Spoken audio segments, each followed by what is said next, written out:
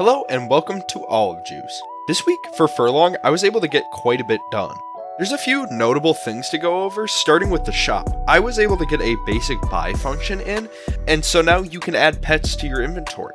As the game continues to evolve, this may change because I have some more ideas on how to obtain pets versus just purchasing them one at a time like this. But for now, it's a good baseline to be able to test all the pets.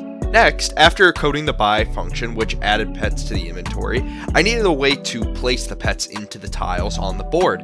Otherwise, obviously there'd be no point having pets in the inventory if you can't even place them. I worked on this preview here that basically just takes the last 4 pets that were added to the inventory and puts them in the preview.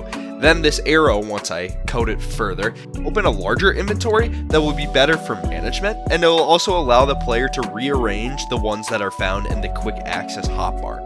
Just getting this preview to display the correct pet images, as well as a placeholder image if there was no pet, actually took a while. Whether it be the shop, the board, or this preview, one of the things that I keep running into is it is kind of hard to format images together so they'll fit perfectly. After a lot of coding and debugging, I was able to get it working.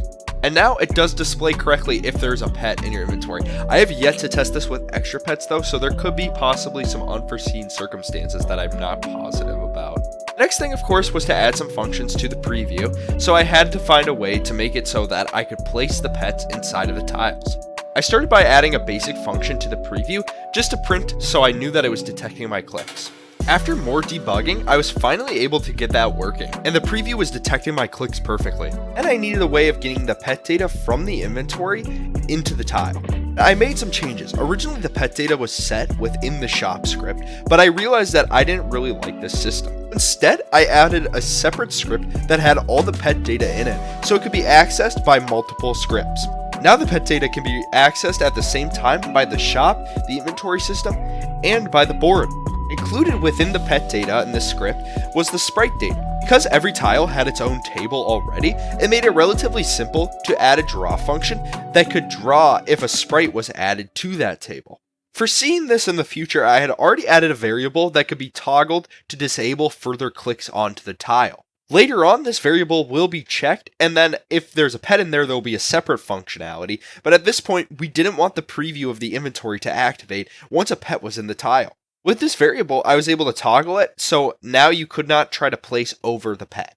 With the pet in place, it was time to open a whole new can of worms.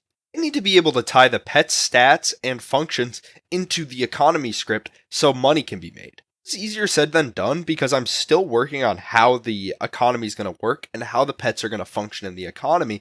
As of current, I want every pet to interact, so there's going to be a lot of strategy within the game. To do this, I devised a way of checking the board every time something new is added, where it'll loop through every tile and check any function. Every pet will have a function inherent to it. So if a cat has, let's say, surrounding pets also get a boost to their economy, we're going to run every single one of those functions. I did this with 2 variables. There's the base variable and the net variable.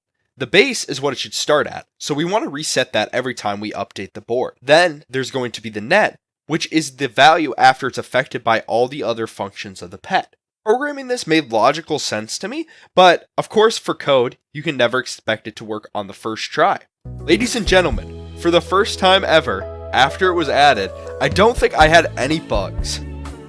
Now, of course, I'm excited about that, but most likely that means that there's going to be unforeseen problems later in the code.